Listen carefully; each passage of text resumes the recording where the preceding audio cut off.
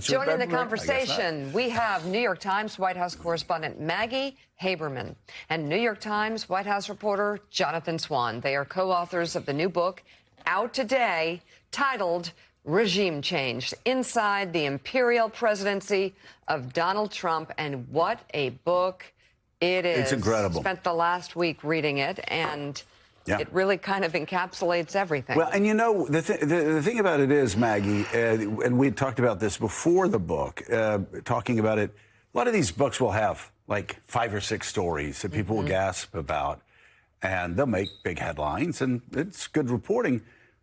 But this is sort of, it's more thematic. It's not just sort of a, look, well, this happened in the White House on this date, and isn't this shocking? You read through it and you start picking up these themes, and you actually start putting your arms around all the chaos of the first year. Yeah, one of the things that really struck us as we were reporting this book, and this book took us an enormous amount of effort.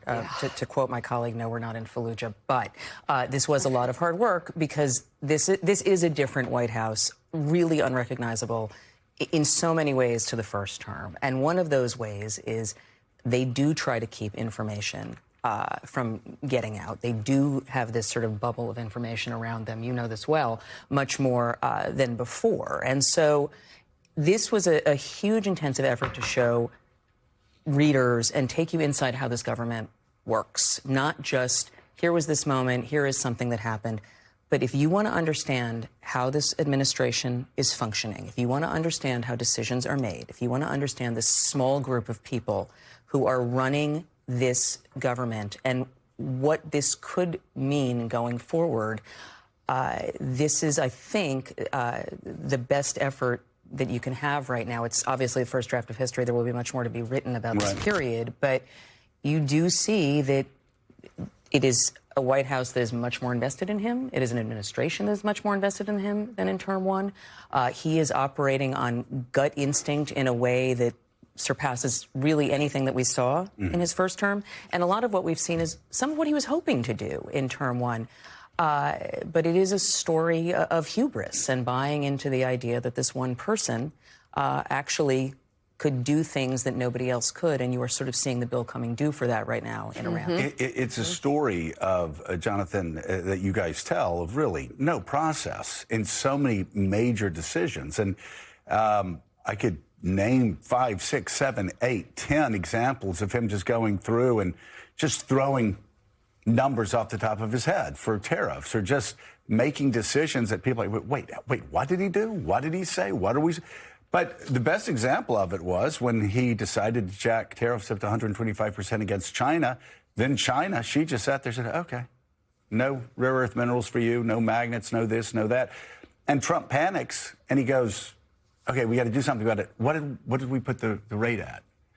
And somebody said 125%, sir. He goes, holy shit!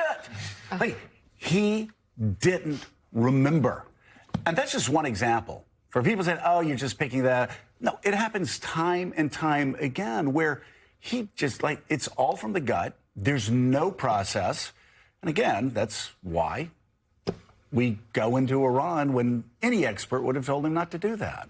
Well, it's 2 things. So on the tariff situation, it's a great example because this is something he's thought about for years, talked about trade. You know, it's this thing he's sort of had, but never really had a developed economic theory of how this would work. But he has believed in this. And for sure. Since like for 1988, But, 1989. but at a sort of gut, fairly superficial level.